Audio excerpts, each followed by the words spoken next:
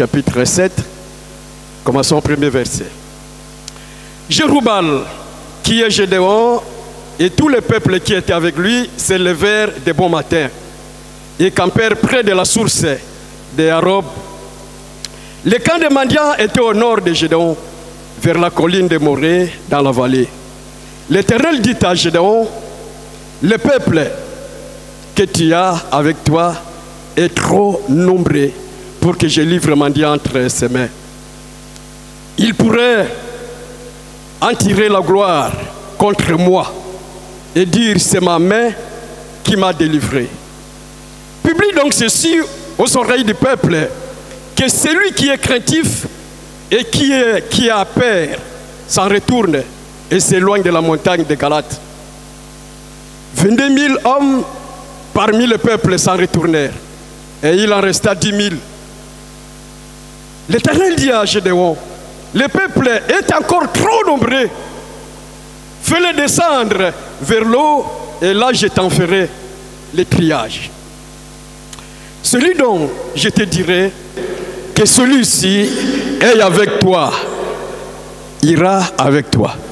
Et celui dont je te dirai que celui-ci n'est pas avec toi, n'ira pas avec toi. Verset 5.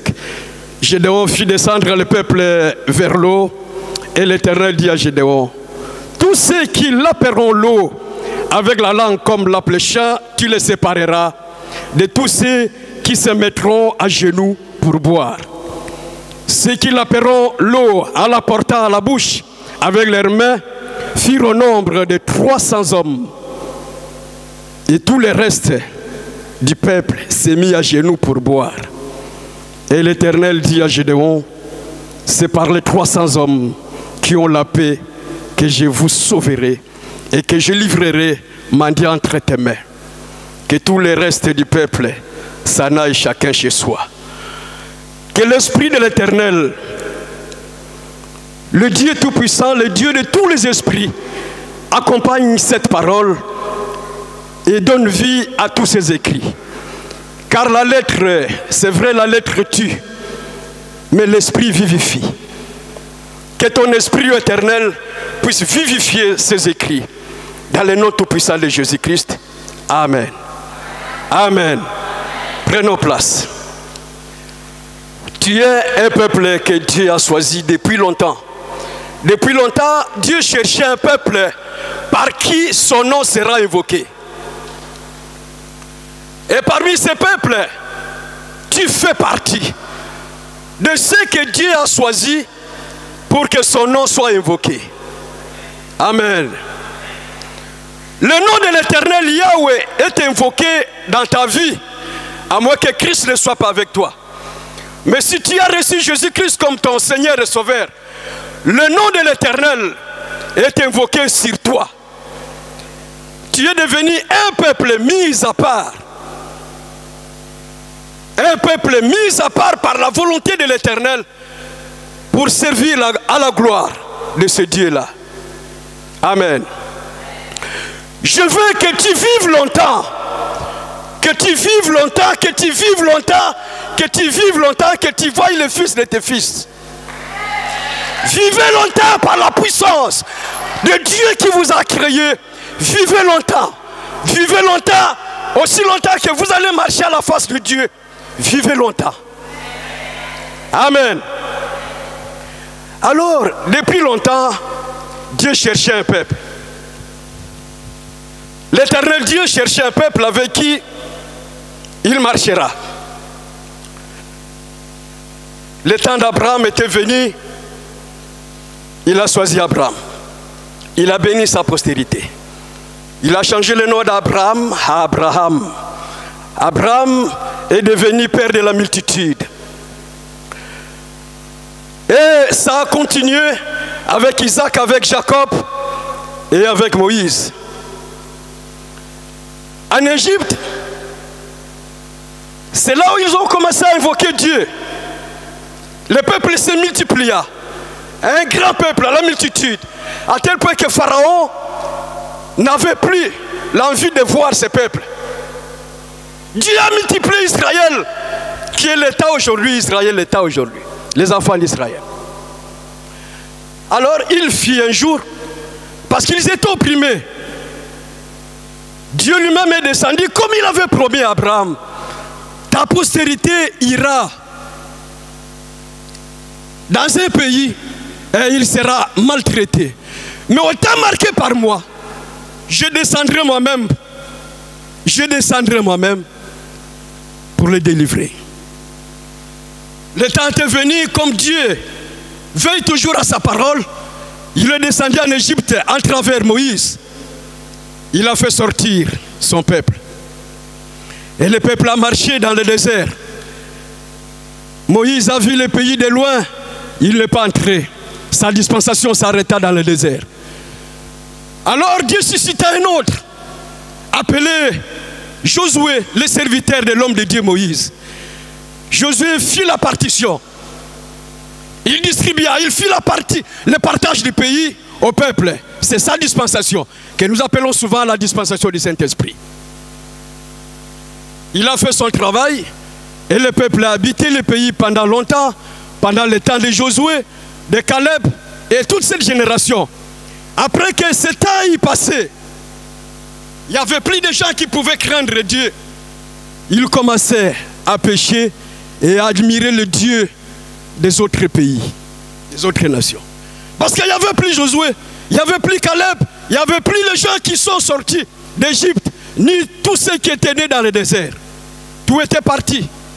Alors le peuple s'habitua avec le Dieu des Cananéens, avec le Dieu des Phéniciens, avec le Dieu des Philistins. Ils se sont habitués. L'Éternel Dieu n'avait pas chassé tous les ennemis d'Israël. Il a chassé une partie, il a laissé les autres, puisqu'il savait que lequel d'Israël se tournera quelque part contre moi l'Éternel. Et lorsque Israël commençait à pécher, Dieu suscitait les mendiants. Il suscitait les Philistins pour les combattre. Ils étaient assujettis, longtemps assujettis par les mendiants, cette fois ici. Comme Dieu fait toujours la promesse, il a promis à Abraham, par rapport à sa descendance, sa postérité, c'est un peuple que Dieu a mis à part pour garder son nom, pour glorifier son nom. Lui-même, il provoque, il va chez les mendiants, allez assujettir mon peuple, parce qu'ils m'ont abandonné. Il est arrivé que tu pêches et que tu abandonnes l'Éternel à cause du plaisir de ce monde. Il te laisse aller et il t'envoie des puissances démoniaques pour t'envahir. Et là, tu vas courir pour chercher l'Éternel. Amen. Il t'arrive à cause des soucis de ces siècles. Tu abandonnes Dieu. Pourtant, tu as été choisi par l'Éternel. Tu es un peuple mis à part. Le nom de l'Éternel est invoqué sur toi. Le nom de l'Éternel est invoqué sur ta vie. Et dès que tu abandonnes l'Éternel, il t'attend au tournant. C'est ce que faisait le peuple. Alors il n'y avait pas de prophète, il n'y avait rien, il n'y avait pas de roi. Il commençait à vivre dans la confusion. Il n'y avait pas la parole de Dieu, la parole était rare. Dieu se révélait rarement à l'époque. Alors il suscita les juges. Et si, le dimanche dernier, vous avez appris concernant Gédéon. Gédéon souffrait comme tout le monde en Israël. Il souffrait comme tout le monde. Quand il plantait, c'est les autres qui ramassaient. Il travaillait pour les Madians. Ça peut être aussi pour ta vie. Tu travailles, mais tu ne touches pas les fruits de ton travail. Amen. Ça arrive aussi. Tes poches sont totalement trouées. Tu amasses, mais tu ne te réjouis pas des fruits de ton travail. C'est qu'Israël vivait pendant 7 ans. Il cultivait, il faisait tout ça. Mais la moisson, c'est les mendiants qui venaient à multitude, en grande multitude. Et Israël se cachait. Et qu'il y avait un grand Dieu qui a opéré beaucoup de signes, des miracles et des prodiges. Il fuyait devant Madian. Alors il criait à l'Éternel, mais ils se sont revenus à eux-mêmes. Mais nous avons un Dieu, nos pères nous ont raconté que nous étions en Égypte et que Dieu nous a délivrés de là. Et dans le désert, on a marché avec ce Dieu. La nuit, il était une colonne de feu. Et pendant le jour, c'était l'un Dieu. Mais où est ce Dieu-là? Ils commençaient à crier. Ça, ils ont oublié qu'ils ont péché contre l'Éternel. Alors Dieu, dans son amour, se révéla à Gédéon. Gédéon, déjà dans la maison de son père, il y avait un autel établi à la gloire d'un autre Dieu. À la maison de son père. Un autel établi à la gloire d'un autre Dieu. Dieu se révéla à Gédéon. Et l'appela, voyant héros. Nous avons vu des héros dans le film, les héros américains, qui gagnent toujours dans la fin de chaque film, ils gagnent toujours. Les héros américains dans le film, ils gagnent toujours, ils gagnent toujours. Ils battent les Arabes, ils battent les Africains, tout. À la fin, c'est l'héros américain qui sort. Mais ici, Gédéon n'a jamais combattu. Gédéon n'a jamais été à la guerre. Alors Dieu vint, il dit, vaillant héros. Waouh! Vaillant héros. Un héros vaillant. Comme d'habitude, les hommes, nous sommes toujours comme ça. Lorsque Dieu nous appelle, pendant les appels souvent, on ne dit pas oui à une fois. Non. Lorsque Dieu appelle la personne pour une mission, on a toujours peur. Il faut qu'on ait des garanties de la part du Seigneur. Il faut qu'il y ait des garanties. Par exemple, le pasteur Jacques, avant de quitter Toronto, venir ici, il avait reçu des garanties de la part du Seigneur. Qu'est-ce que j'aurai après? Même avec Moïse, c'était pareil. Il appelle Moïse dans la manifestation, des buissons ardents. Il parlait avec Moïse. J'ai vu la souffrance de mon peuple. Mon Moïse me dit, mais tu es qui? Il discutait avec Moïse. Alors Dieu dit, qu'est-ce que tu as à la main pour te prouver que c'est moi, l'Éternel Yahweh, le Dieu de tes pères. Qu'est-ce que tu as? J'ai un bâton. Allez, jette par terre. Il y a toujours des garanties pour servir Dieu. C'est pas comme aujourd'hui, tu te réveilles, tu as fait un songe, tu t'es vu avec une Bible. Demain, tu te colles un titre. Je suis pasteur, on m'a appelé. On t'a appelé. Quelles sont les garanties de l'Éternel? Amen. Pourquoi? Parce que Dieu, lorsqu'il appelle son serviteur, il lui dit toujours, je serai avec toi. Peu importe l'obstacle. Comment Moïse pouvait aller avec un bâton combattre le Pharaon? Avec un bâton. Si Dieu n'était pas avec lui, ça c'est du jouet. Dieu garantit son peuple, son serviteur. Il les garantit toujours. Il les garantit. Je serai avec toi. Je serai avec toi. C'est ce qu'il fait même jusqu'ici. Je serai avec toi. Sans la grâce de Dieu, à travers cet homme, on ne serait pas là nombreux. Amen. Gédéon voulait savoir si c'était vraiment Dieu. Il prend une toison, il le met là-bas. Dieu, je mets ici. Si c'est toi vraiment, tu seras avec moi, comme tu l'as dit. Je vais tester si c'est authentique. Cet appel est authentique. Il teste Dieu. Que la rosée tombe seulement ici, pas là-bas. La rosée tombe ici, pas là-bas. Il vient le matin, il trouve aussi la rosée. Seulement il est possible. Là-bas, c'était sec. Il dit encore Éternel, je veux encore une seule fois, cette dernière fois. Que la rosée tombe partout, sauf ici. Pour tester l'authenticité d'appel. Parce que dans chaque appel, il y a un message. Dieu ne peut jamais appeler une personne sans lui donner un message.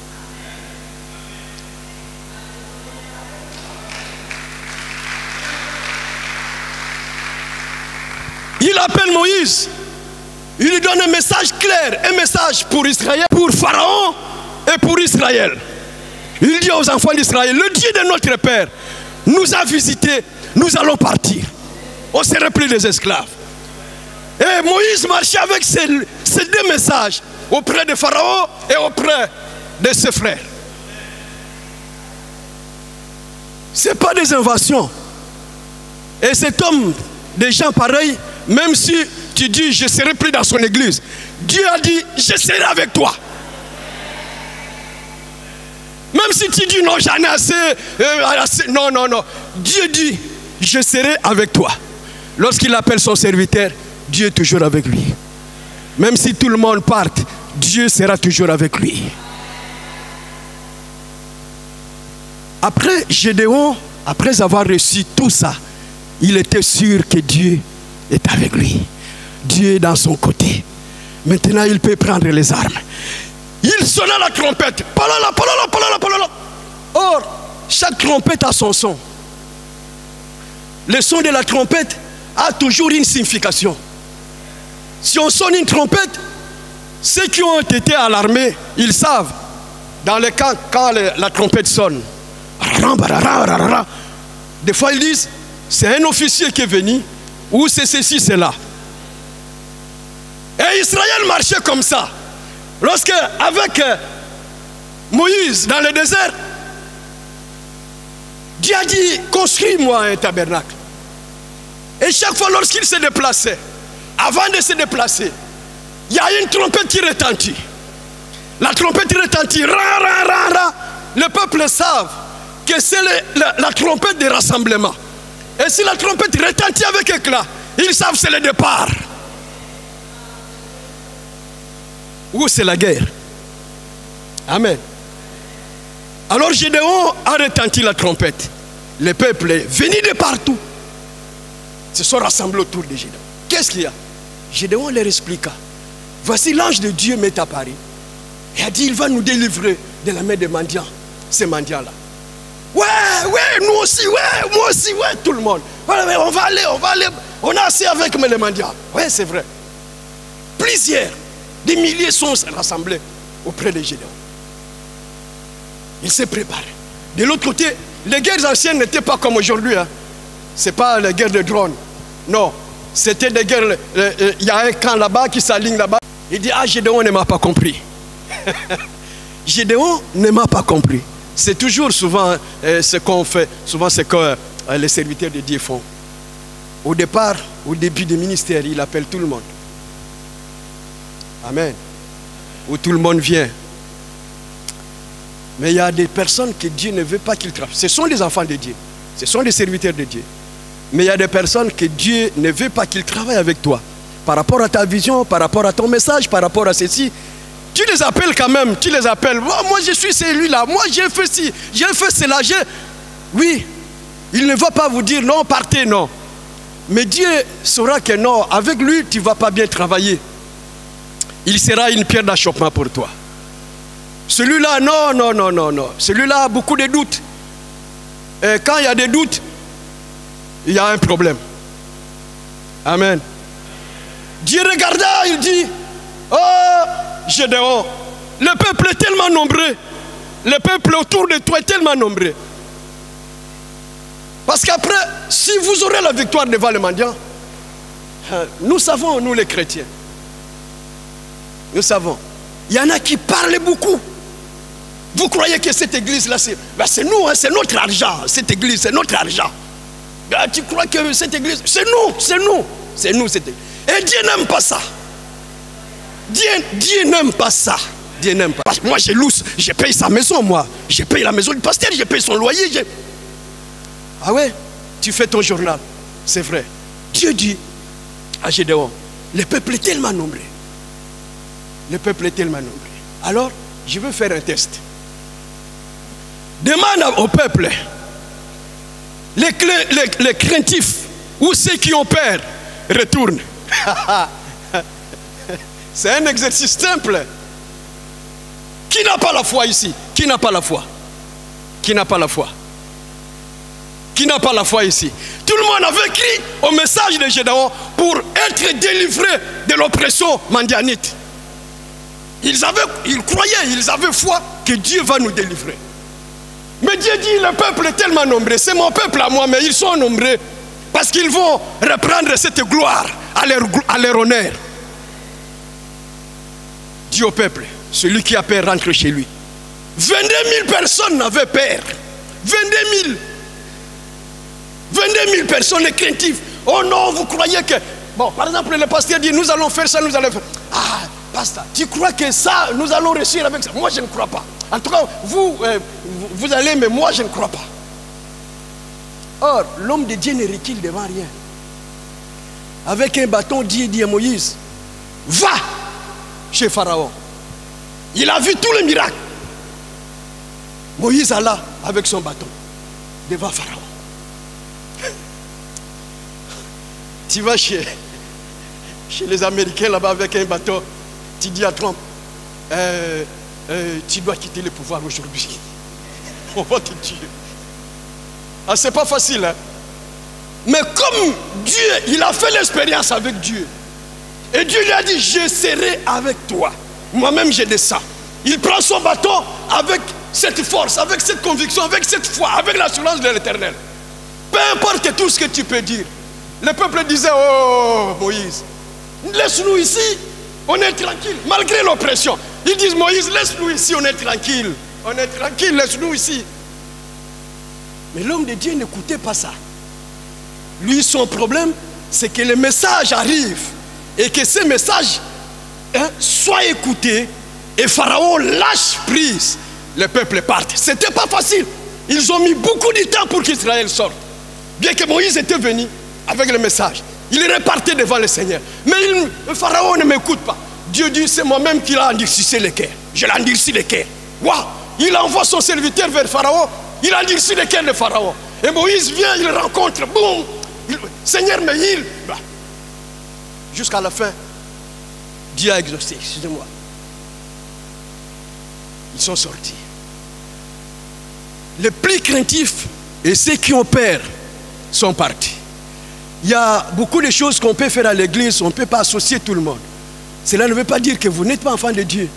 Vous êtes un enfant de Dieu, mais il y a des choses qu'on ne peut pas associer tout le monde. Par rapport à la foi, par rapport à votre façon de voir les choses. Chez Dieu, il n'y a pas de négatif. Il n'y a pas d'impossible devant le Seigneur. Il n'y a aucune situation qui peut demeurer impossible devant Dieu. Rien. Alors c'est avec ceux qui croient à cet auteur-là en disant rien n'est impossible. C'est avec eux que Dieu veut qu'ils marchent. Il marche avec ces gens-là. 22 000 personnes, hommes bien armés, sont repartis. Rentrez chez vous à la maison. Attendez la victoire. Ils ont laissé seulement les vivres et les armes. Ah, ils commençaient à camper. Dieu dit, oh Gédéon, non, Gédéon, c'est pas ça. C'est pas ça. C'est pas ça, Gédéon. Ils sont encore nombreux. Il y a encore des gens qui parlent beaucoup, ils sont encore là. Qu'est-ce qu'il y a encore, Seigneur? Maintenant, je t'envoie, amène le peuple vers l'eau. Amène le peuple, tout le peuple dans l'eau. Tu verras parce qu'ils ont soif. Tu vas voir comment ils vont boire.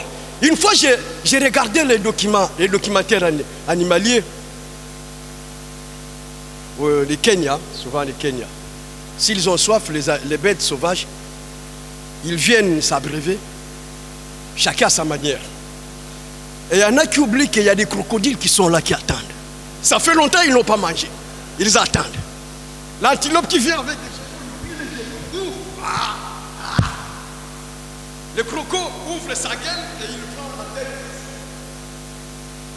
Et il y en a qui viennent avant de boire et ils regardent.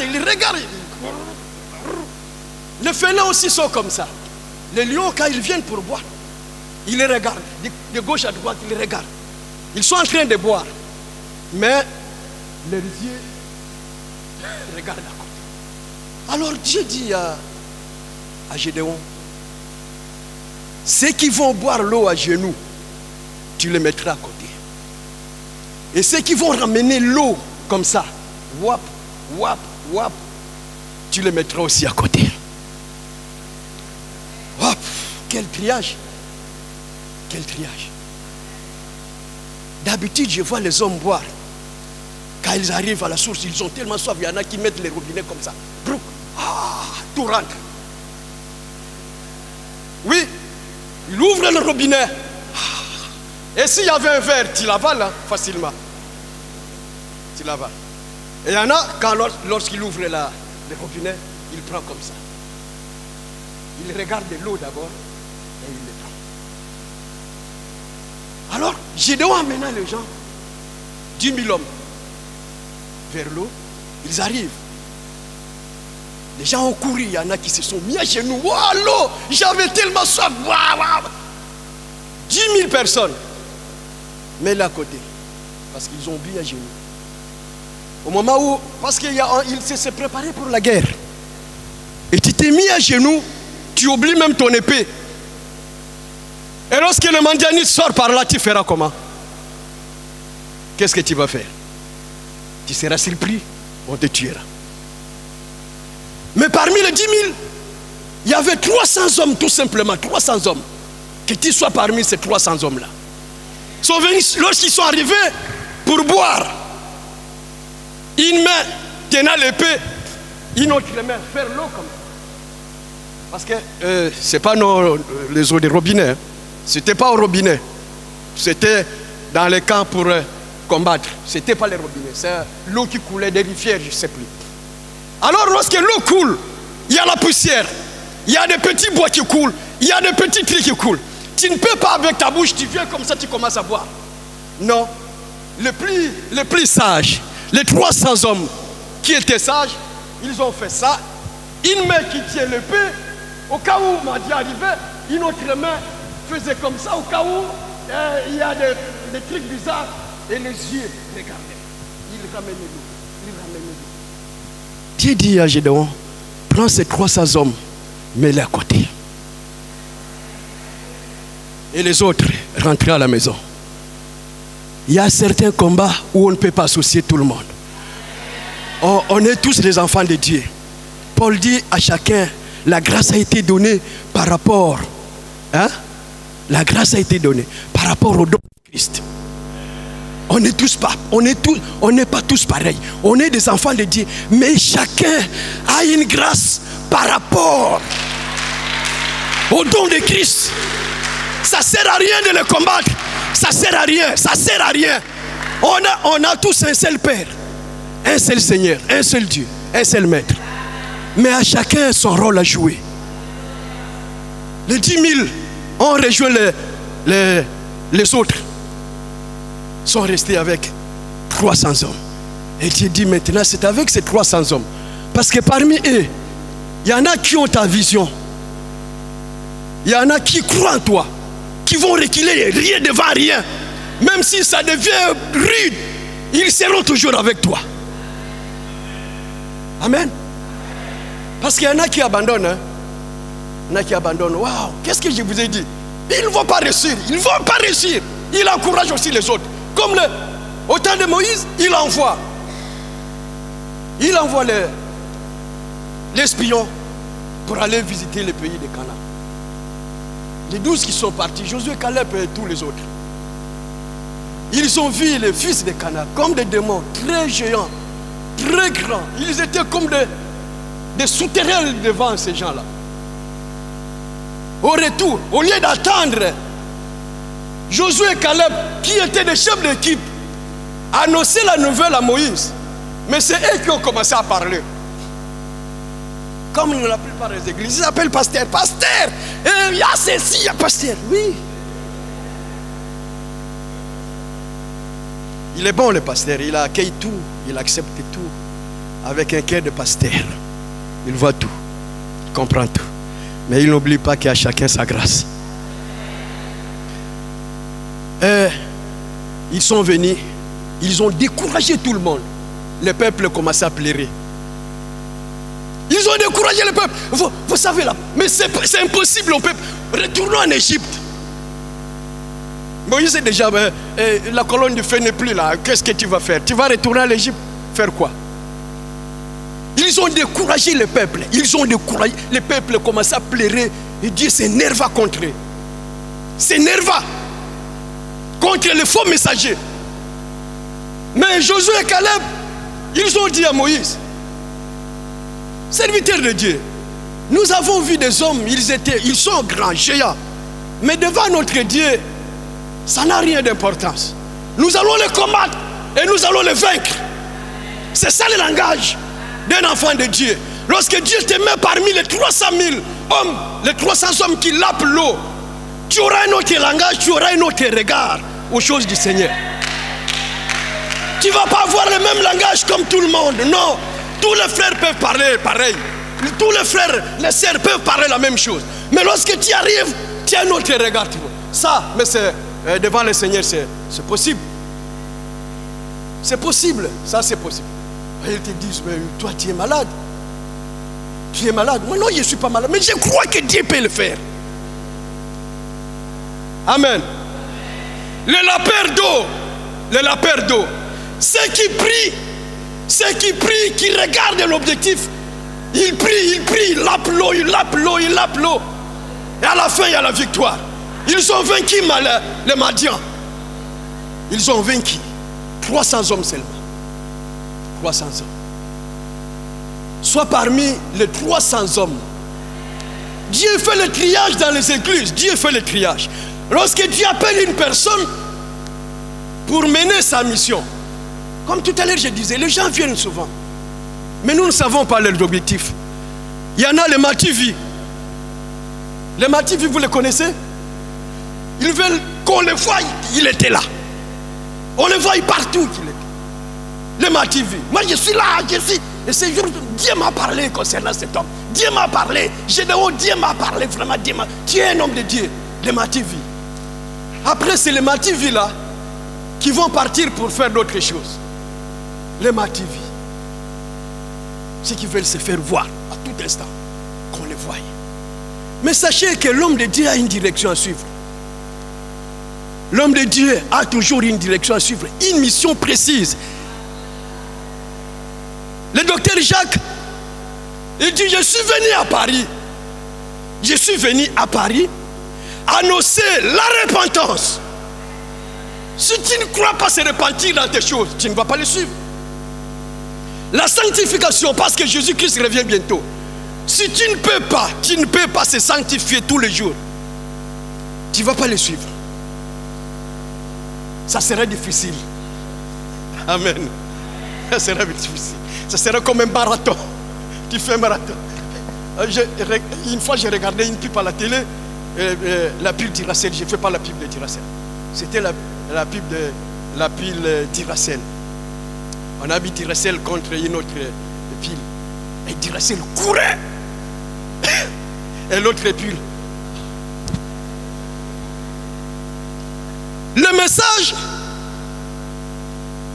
Le message que prêche l'homme de Dieu ici, vous le connaissez tous. Lorsque quelqu'un te demande, qu'est-ce qu'on prêche dans votre église? Tu vas dire quoi? La repentance. Christ revient très bientôt. Et l'église doit se préparer à la rencontre du Seigneur. On ne serait pas toujours là en train de monter les églises. Monter les églises, comme je répondais une fois à un frère. Il m'appelle, tu es où? Moi j'ai dit, oui, je suis là. Ah, mais nous, on a commencé un mouvement ici, est-ce que tu ne peux pas venir? Moi j'ai dit, ah, tu as commencé une œuvre, oui, c'est bien. Mais il faut savoir aussi que pendant que tu commences une œuvre, le Seigneur revient bientôt. Le Seigneur revient bientôt. L'église doit se préparer. L'église doit se préparer. Alors le lapin d'eau, le lapin, c'est cette église que Dieu a besoin, qui lappe l'eau sans discuter, qui lappe l'eau, qui vit avec Dieu, qui ont la vie de Dieu, qui marche avec Dieu, qui ne pose plus de questions. Parce qu'ils ont la foi.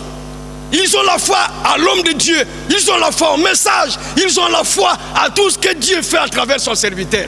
Jésus-Christ disait, croyez à Dieu et croyez aussi à moi. Il disait à ses disciples, les chrétiens francophones, il dit, ce sont les pasteurs. Le diable s'est saisi de la langage, des bouches de plusieurs enfants de Dieu pour détruire l'église. Ils ne savent pas ce qu'ils font. Le Seigneur disait, ne parlez ni à mal ni à bien de cet homme. Lorsque le frère de Moïse, son grand frère Aaron et sa sœur Marie parlaient de Moïse, contre Moïse, est-ce que Moïse était là? Il n'était pas là. Mais l'Esprit de Dieu qui l'a appelé était là. Pendant qu'il parlait contre Moïse. Et Dieu dit, pourquoi parlez-vous contre mon serviteur? Hein? Pourquoi parlez-vous contre mon serviteur? Abraham arrive chez Abimelech. Il a menti. À propos de Sarah. Il dit, c'est ma sœur. Parce qu'il avait peur. Il avait peur qu'on puisse le tuer à cause de la beauté de sa femme. Comme Abimelech, comme les rois, les princes d'aujourd'hui, ceux qui ont beaucoup d'argent n'aiment pas voir des femmes, des belles femmes. Ils les ramassent toujours. Ils sont venus, ils ont ramassé la femme d'Abraham.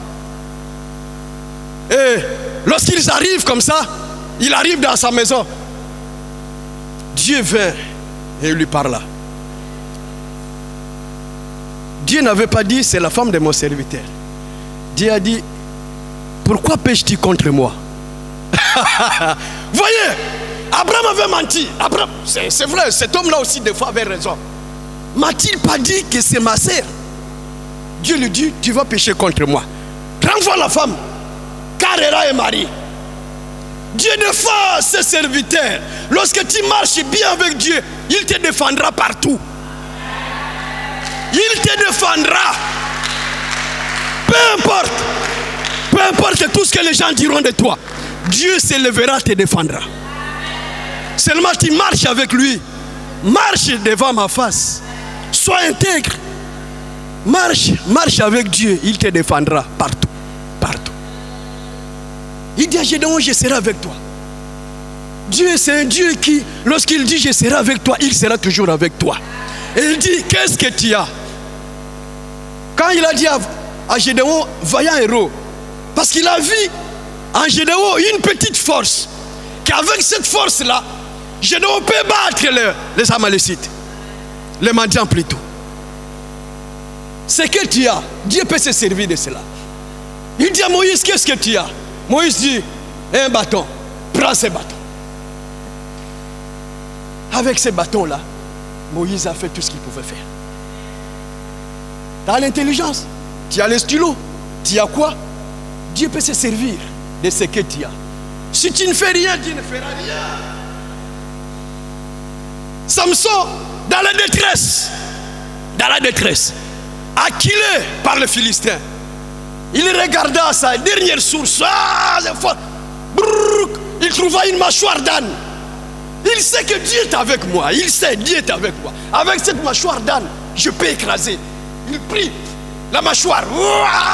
Il écrasa plusieurs personnes avec une simple mâchoire d'âne. Ça mesure combien la mâchoire d'âne? Ça peut faire combien de centimètres? Une mâchoire d'âne. Mais avec ça, Samson détruit ses ennemis. Toi, tu as plus qu'une mâchoire d'âne. Amen. Tu as la parole. Tu as le Saint-Esprit. Tu as un pasteur, lorsque tu l'appelles, il t'écoute.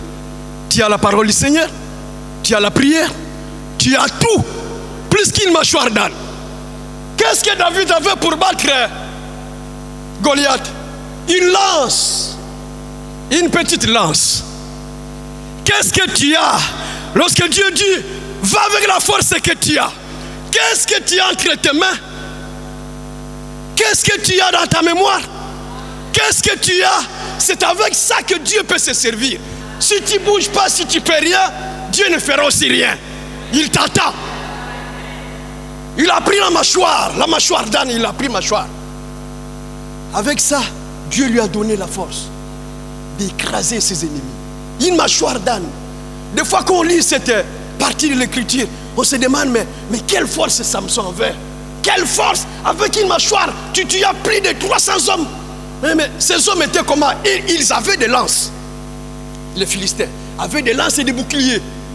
Mais lui, avec une mâchoire, c'est pas M16, c'est pas une arme plus forte, mais une mâchoire d'âne. Avec l'onction de Dieu, avec l'appel de Dieu sur lui, avec la puissance de Dieu sur lui, il écrasa ses ennemis. Mais Samson n'avait pas le Saint-Esprit. Samson n'avait pas une église. Samson ne faisait pas de jeûnes de prière. Samson ne faisait pas de veillées de prière. Toi, tu le fais. Toi, tu le fais. Samson ne faisait pas de jeûnes de prière. Mais la puissance de Dieu s'est manifestée dans sa vie. C'est possible pour nous. C'est possible. Avec ces 300 hommes, Dieu donna la victoire aux enfants d'Israël. Et ils vécurent pendant longtemps, pendant le règne de ces juges Gédéon. Ils ont vaincu. Ils ont neutralisé ses ennemis. Il y a un moment où on doit combattre. il y a un temps où on doit se reposer. Amen. Il y a un temps où on combat vraiment, on combat, c'est le problème. Mais à la fin d'un combat, il y a toujours une victoire. On doit aussi se reposer. Aux Actes des Apôtres, à un moment, l'église avait traversé des temps compliqués, des persécutions. Mais à un moment, il y a eu la paix dans toute la Judée. Les églises croissaient dans la paix. Pourquoi? Parce qu'il n'y avait plus de combat. Amen. On combat pour vaincre. On ne combat pas parce qu'on veut combattre comme des tirailleurs. Non, on combat pour vaincre. Lorsque tu combats, il y a toujours des combats bien sûr.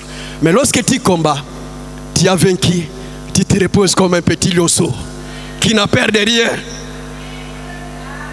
Et ton sommeil ne sera pas dérangé parce que tu te reposes. Et lorsque l'ennemi revient, tu sursautes avec la puissance d'un lion. Oh! Tu la kills. Parce que tu as le Saint-Esprit avec toi. Parce que Dieu dit, va avec la force que tu as. Va avec la force que tu as.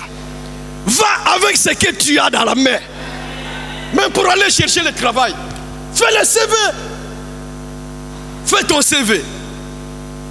Tu le fais. Parce que tu te dis, Dieu a dit, va avec la force que tu as. Ah, moi, ce que j'ai, c'est le CV. Dis, Seigneur, ce que j'ai un CV, je vais le déposer. Après, tu vas déposer tes CV. 5, 6, 8, tu les déposes. Et tu dis, Seigneur, moi, je l'ai déposé. C'est à toi de suivre le reste. Parce que Dieu est toujours avec nous. Je vous disais que nous sommes un peuple mis à part. Nous portons le nom de l'Éternel.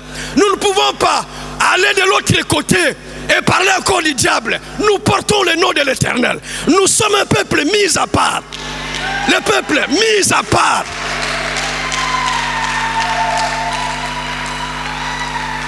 Je le crois. Souvent je dis au diable que tu ne m'auras plus. Tu ne m'auras plus. Même si tu mets beaucoup d'ambition sur mon chemin, tu ne m'auras plus. Je ne serai plus jamais serviteur du diable. Je le servirai, je le dis, je ne servirai jamais le diable. Jamais. Pourquoi? Parce que l'Esprit de Christ est en nous. L'Esprit de Jésus-Christ est sur nous. Et son esprit est plus supérieur que l'esprit des sorciers, des démons et de tous ceux qui sont au service du diable. Et en plus, la fin de Lucifer est reconnue lorsque nous lisons la Bible. À moins que les chrétiens ne lisent pas trop la Bible. Nous connaissons la fin de notre ennemi juré. Nous connaissons sa fin. Et tous ceux qui sont à son service, nous connaissons la fin. Le diable sera lié. L'ancien serpent, le dragon ancien, il sera lié, jeté dans les temps de feu et on oubliera. Et nous connaissons aussi notre gloire, à nous qui croyons en Jésus-Christ. Pourquoi nous sommes là? Pourquoi nous prions? Pourquoi nous abandonnons tout pour s'attacher à Christ? C'est parce que nous savons qu'un jour on sera dans la gloire avec le Seigneur. Nous ne faisons pas de tours ici à l'église. On ne vient pas faire de tourisme à l'église. Non. Ceux qui font le tourisme, c'est parmi les 22 000 qui ont eu peur, qui sont partis. Mais nous croyons que nous allons vaincre. Nous croyons que le Seigneur, notre Rédempteur, s'élèvera le dernier. Le petit problème que nous avons, il le résout. Mais à la fin aussi, il nous amène au ciel. Et on sera toujours avec lui. Si tu as cette espérance, tu n'auras peur de rien, ni de la mort. Ne crains pas la mort. Le Seigneur est avec toi, ne crains pas la mort. Il a dit, celui qui croit en moi, étant vivant, il ne mourra pas. Parce qu'il te donne la vie éternelle. Vivez longtemps. Ayez une longue vie. Vivez très très longtemps. Que personne n'écoute ta vie. Aucune puissance, aucune parole n'écoutera ta vie. Je te le dis aujourd'hui, vis longtemps. Les paroles des sorciers n'arrêteront pas ta vie. Les paroles des oncles n'arrêteront jamais ton parcours. Vis longtemps. Vis longtemps. Vis longtemps. Une longue vie. Abraham était rassasié de jours. Il n'avait pas un pasteur. Noé était rassasié de jours. Il n'avait pas une église. Vis longtemps, vis longtemps. Longue vie. Une longue vie. Une longue vie à tous. Croyez-moi, croyez-moi, croyez-moi. Toutes les mauvaises paroles qui ont été dites sur toi n'arrêteront pas ta vie. Parce que le plan de Dieu est contraire à nos pensées. Contraire à tout ce que nous imaginons. La volonté de Dieu est contraire à tout ce que nous pensons. C'est souvent contraire. Vis longtemps. Marche avec Dieu. Une longue vie avec Dieu. Une longue vie. Je vous le dis, une longue vie. Lorsque tu marches avec Dieu, personne ne t'arrêtera. Personne ne t'arrêtera. Pas les paroles des magiciens, les paroles de tes frères et sœurs qui sont devenus des occultistes n'arrêteront pas ta vie. Parce que tu appartiens à une famille d'Abraham. Tu vivras longtemps. Vis longtemps, vis longtemps. Marche avec Dieu. Vis longtemps, marche avec Dieu. Va avec la force que tu as. Vis avec la force que tu as. Va avec la puissance que te donne le Saint-Esprit. Vis avec. Je m'étonne souvent, ça fait mal. Lorsque les chrétiens opèrent des sorciers. Dans toutes les églises, on parle que des sorciers. Mais où est partie la gloire de Dieu? Où est parti Jésus-Christ? Lorsque vous voyez comme ça, c'est-à-dire le Saint-Esprit n'est plus. Le Saint-Esprit n'est plus. Alors ils ont subi les attaques. Ils subissent les attaques des sorciers. C'est comme les Madianites. Lorsqu'Israël avait péché, la gloire est partie. Ils ont pris possession d'Israël. Ils crient, parce que Dieu n'est plus là. Ils commencent à avoir peur des Madianites. Les chrétiens qui ont peur des démons, qui ont peur des sorciers, qui parlent que des sorciers, doivent encore se repentir et saisir la puissance de Christ.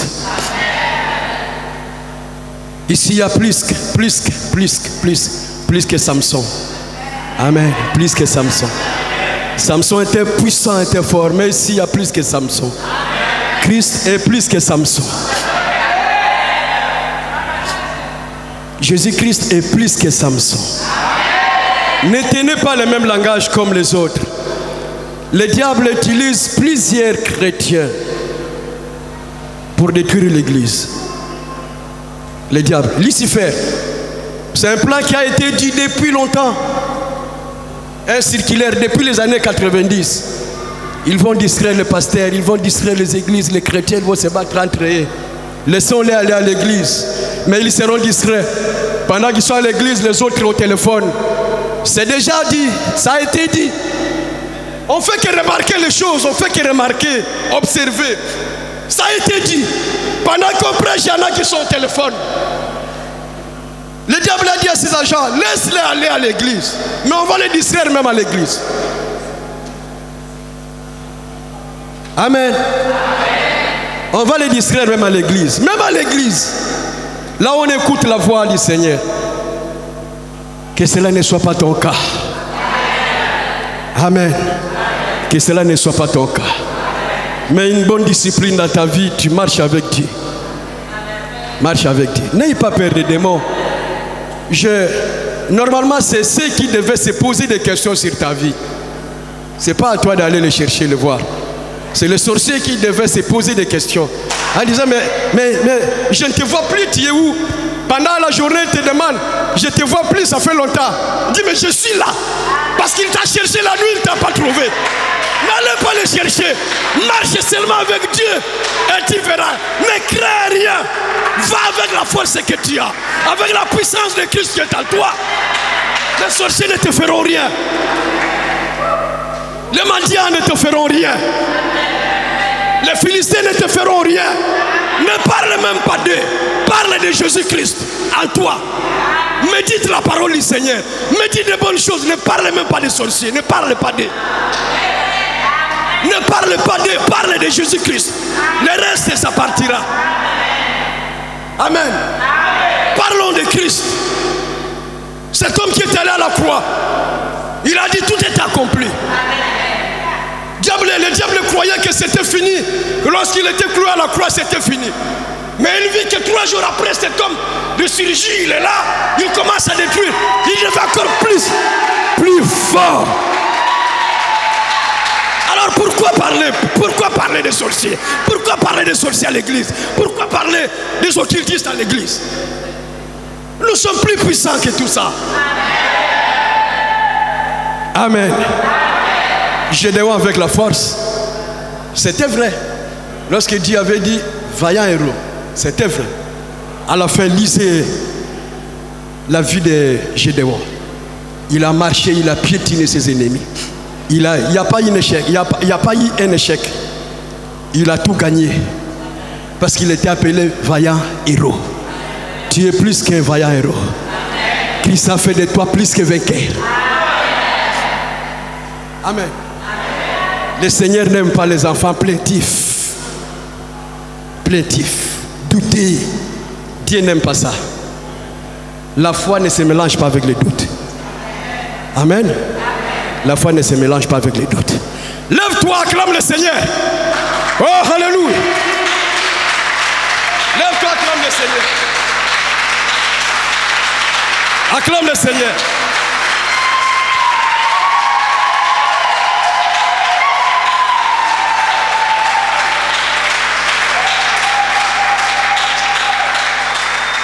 Gloire à Dieu. Nous allons...